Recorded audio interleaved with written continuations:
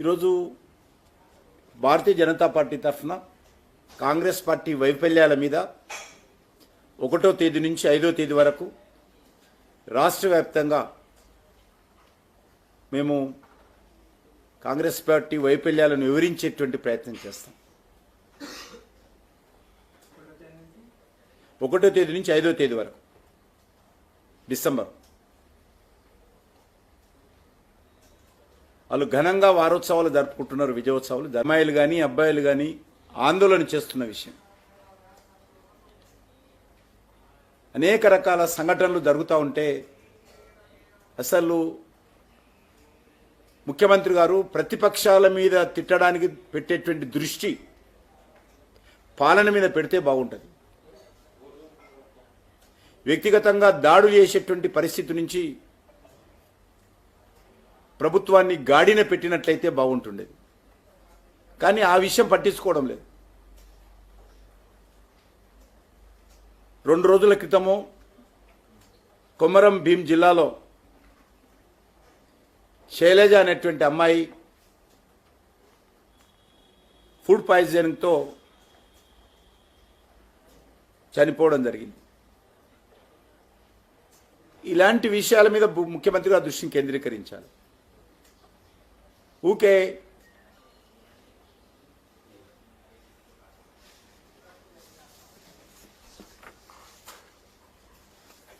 సంబంధం లేని విషయాలు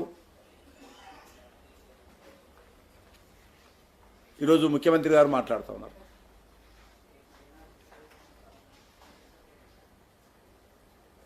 అందుకే ఈరోజు భారతీయ జనతా పార్టీ తరఫున 1 సంవత్సరం పూర్తవుతున్న సందర్భంగా ముఖ్యమంత్రి గారు మనవి చేస్తా ఉన్నాను. ఇప్పటికైనా నిర్మాణాత్మకంగా మరి పాలన మీద దృష్టి పెట్టాల్సిందిగా నేను కోరుతా ఉన్నాను. రాజకీయపరమైనటువంటి ఆరోపణలు ప్రత్యారోపణల నేపథ్యంలో తెలంగాణ నష్టపోతా ఉంది. తెలంగాణ ఈరోజు గతంలో ఉన్నటువంటి టీఆర్ఎస్ పార్టీ కారణంగా, ఈరోజు అధికారంలో ఉన్నటువంటి కాంగ్రెస్ పార్టీ కారణంగా రాష్ట్రము నష్టపోతుంది తప్ప రాష్ట్రంలో ఉన్నటువంటి రాజకీయ వ్యవస్థ భ్రష్టు పడుతుంది తప్ప ఏమాత్రం మార్పు రాలేదు. అది ఎమ్మెల్యేల పార్టీ ఫిరాయింపుల నుంచి మొదలు పెడితే, వ్యక్తిగత దాడుల నుంచి చూపిస్తే, అసాధ్యమైనటువంటి విషయాల్లో సాధ్యాలు చూడకుండా ప్రజలను మభ్యపెట్టే విషయంలో కూడా ఈరోజు 2 పార్టీలకు తేడా లేదు. ఈ 2 పార్టీలు ఒకటే. ఈరోజు గతంలో కాంగ్రెస్ పార్టీ రాజశేఖర్ గారు ఉన్నప్పుడు టీఆర్ఎస్ ఎమ్మెల్యేలను చేర్చుకున్నాడు.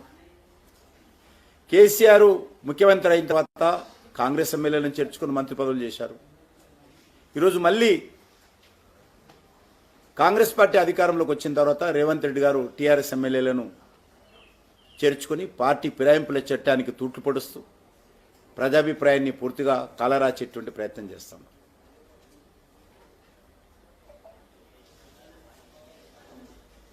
రాష్ట్ర హైకోర్టు కూడా ఈ విషయంలో స్పీకర్ గారికి సలహా ఇవ్వడం జరిగింది, సకాలంలో సరైన నిర్ణయం తీసుకోవాలని.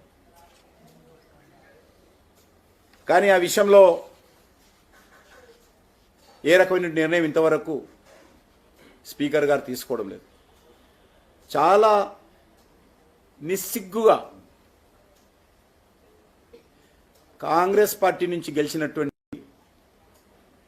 ఎమ్మెల్యేలు గతంలో టీఆర్ఎస్ ప్రభుత్వంలో మంత్రులుగా చేశారు, కనీసం రాజీనామా చేయకుండా. ఈరోజు టీఆర్ఎస్తో గెలిచినటువంటి ఎమ్మెల్యేలు ఎమ్మెల్యే పదవికి రాజీనామా చేయకుండానే ఎంపీలుగా కాంగ్రెస్ తరఫున ఎంపీలుగా పోటీ చేసినటువంటి పరిస్థితి.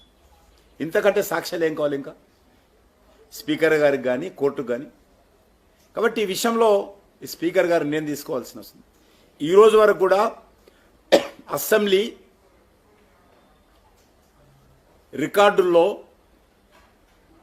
టీఆర్ఎస్ ఎమ్మెల్యేలుగా నమోదైనటువంటి వాళ్ళు మొన్న జరిగినటువంటి పార్లమెంట్ ఎన్నికల్లో కాంగ్రెస్ అభ్యర్థులుగా పోటీ చేశారు.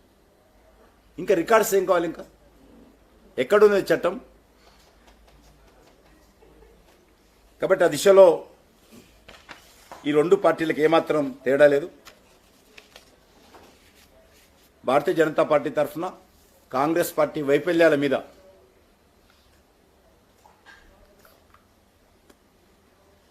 ఒక సంవత్సరం పాటు ఏ ప్రభుత్వానికైనా సమయం ఇవ్వాల్సినటువంటి అవసరం ఉంటుంది. కానీ 2 రోజులు అమలు చేస్తున్నటువంటి హామీలు సంవత్సరం పూర్తయిన 7వ తేదీన ముఖ్యమంత్రిగా ప్రమాణ స్వీకారం చేసి 9వ తేదీ నాడు అమలు చేస్తానటువంటి హామీలు కానీ 6 గ్యారెంటీలు 100 రోజుల్లో పూర్తి చేస్తామని స్వయంగా సోనియా గాంధీ గారు ప్రతి ఇంటింటికి ఉత్తరం రాశారు. ప్రతి ఇంటికి ఈరోజు కరపత్రం ఉంది. 100 రోజుల్లో అమలు చేస్తామన్నటువంటి హామీలు ఏవి కూడా ఇంతవరకు అమలు జరగలేదు.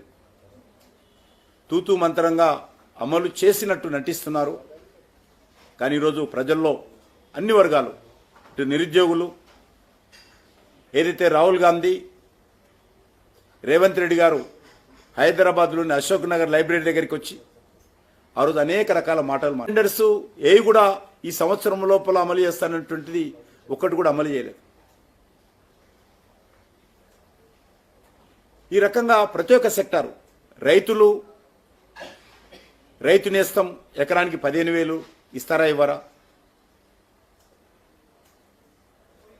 కౌలు రైతులకు 15,000 ఇస్తారా ఇవ్వరా? రైతు కూలీలకు 12,000 ఇస్తారా ఇవ్వరా? దళితులకు దళిత బంధు స్థానంలో 10 లక్షలు ఉంటే 12,000 లక్షలు ఇస్తామని చెప్పడం జరిగింది. ఒక్క రైతు కూడా ఇంతవరకు 12 లక్షలు దళిత కుటుంబాలకు ఇవ్వలేదు. మహిళలకు నెలకు 2,500 రూపాయలు ఇస్తామని 6 గ్యారెంటీలో చెప్పారు. ఒక్క మహిళకు కూడా 2,500 ఇవ్వలేదు. నిరుద్యోగ భృతి ఇస్తామని చెప్పారు. ఒక్క నిరుద్యోగి కూడా నిరుద్యోగ భృతి రాలేదు ఇంతవరకు. ఎలక్ట్రికల్ స్కూటీ ఇస్తామన్నారు చదువుకున్నటువంటి అమ్మాయిలందరికీ. ఒక్క అమ్మాయి కూడా ఒక స్కూటర్ ఇవ్వలేదు.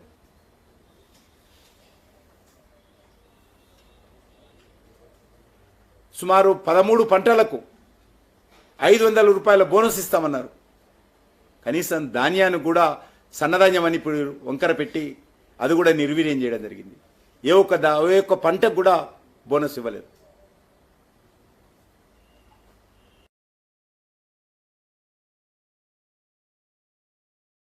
హిట్ టీవీ యాప్ ని డౌన్లోడ్ చేసుకోండి. ఇందులో short news, live news, entertainment movies అన్ని అవైలబుల్ గా ఉన్నాయి. Please download hit TV app. Hit TV app ని ఫ్రీగా డౌన్లోడ్ చేసుకోండి.